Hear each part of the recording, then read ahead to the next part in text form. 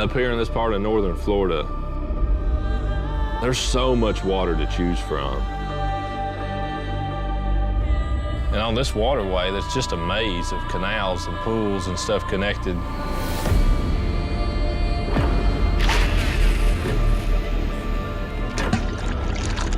That Florida strain of largemouth, those are the ones monsters are made of. I've got a chance to make some magic happen.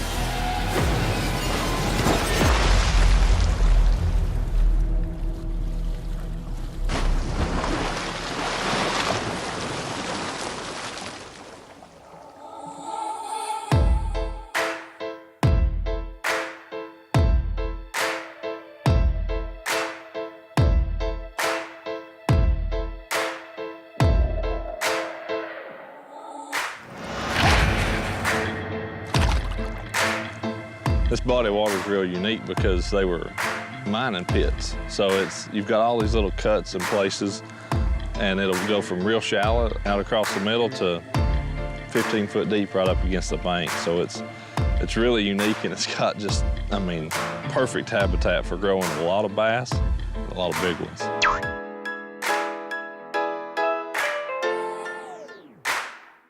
This water's clear, and there's tons of beds along through here. They're kind of up under this matted up grass. Some search for their place in the sun, but monster bass search for refuge and shade under the mats of vegetation.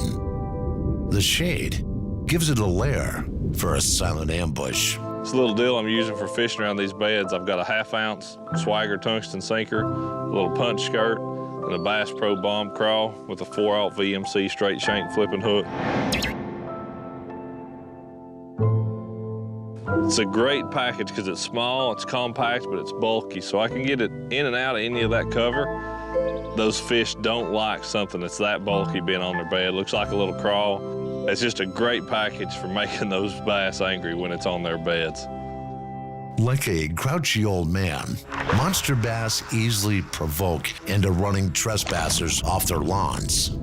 Striking, though, becomes another matter. Oh, here comes the fish. Oh, he's got it. Dang it.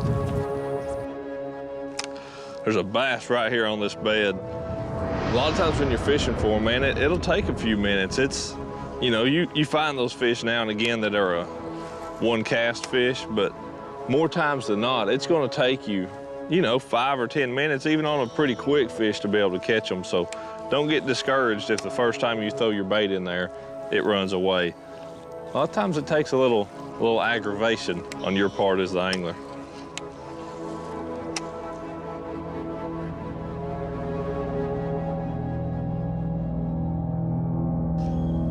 It's on this bed, and all it's trying to do is move my bait off.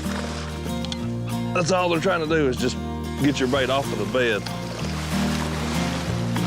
So a lot of times those bites are really short and really hard. They're not trying to eat your bait.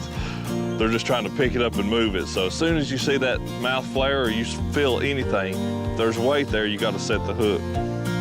Hopping that bait in front of it, that's what you got to try to do, is just aggravate that fish into biting. Once they eat it, it's time to set the hook. Caught that one right there.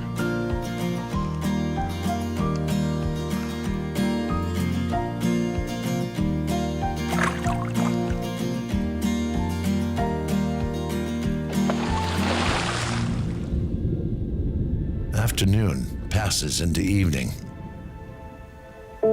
Time when all mating animals, mammals and fish, feel the safety of dusk surrounding them.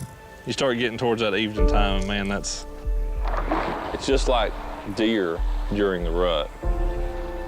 They have times throughout the day when they become more active.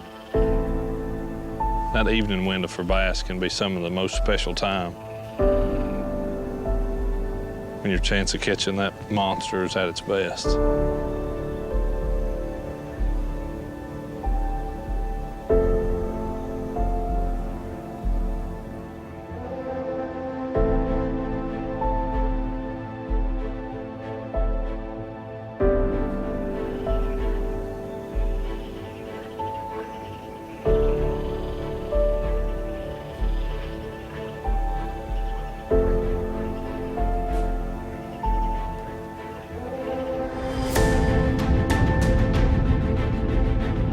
can see that fish in there.